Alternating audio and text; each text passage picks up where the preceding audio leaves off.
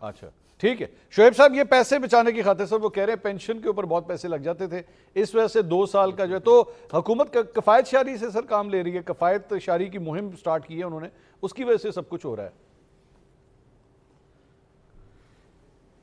ہے کیا کہیں، کیا کہہ سکتے ہیں. اور صرف یہ نہیں ہے، صرف ان 3 چیفز کی سروسز کو 3 سال سے 5 سال 64 ایئرز ایج کی جو لمٹ تھی اس کو ختم کر دیا گیا، اس سیکشن 8C میں تبدیلی کر دی گئی، اور اس کے علاوہ ایکسٹینشن کا بھی رکھا گیا، یعنی 5 سال اب ہے، 5 سال دوبارہ ایکسٹینشن ہوگی، یعنی 10 سال کے لیے. اب ماشاءاللہ مشرف صاحب نے 9 سال ماشاء اللہ لگا کے اس ملک کے اوپر جبر اور ظلم کی بربریت قائم کی. اب ماشاء اللہ لگانے کی کسی کو ضرورت نہیں ہے، اب آپ نے لیگل ماشاء اللہ لگا کے دے دیا ہے. اب آپ کو کیا مسئلہ ہے؟ اب آپ 10 سال کے لیے ویسے ہی رہ سکتے ہیں، کیونکہ 10-11 سال تو زیادہ لگتے ہیں. نہیں ایکسٹینشن تو نہیں دے رہے سر شعیب صاحب، ایکسٹینشن نہیں دے رہے، انہوں نے کہا ایکسٹینشن کی تو کوئی بات نہیں کی سر انہوں نے. نہیں، کہاں لکھا ہوا ہے کہ نان ایکسٹینڈیبل ہوگا؟ اس لا میں جو امینڈمنٹ کی ہے اس میں صرف 3 سال والے کو 5 سال کر دیا، جو آپ نے کٹ لگایا تھا 64 ایئرز والا وہ ختم کر دیا. یعنی ایکسٹینشن کا تو اصول برقرار ہے، وہ اس کے اندر لکھا ہوا ہے. اب 5 سال یہ ہو جائے گا، اور جب چاہیں گے پھر اس کو ایکسٹینشن دے دیں گے، 5 سال اور ہو جائے گا.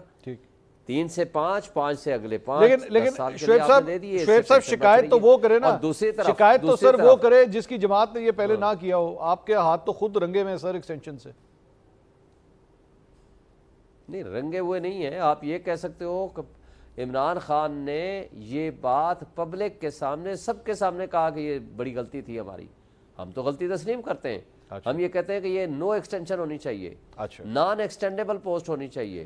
اور اس کے ساتھ ساتھ دیکھیں کہہ رہے ہیں کہ جی سب کو ہر 2 سال بعد ایکسٹینشن ہو جانی چاہیے. یوتھ آپ کا بھوک سے مر رہا ہے، نوجوانوں کے پاس روزگار نہیں ہے.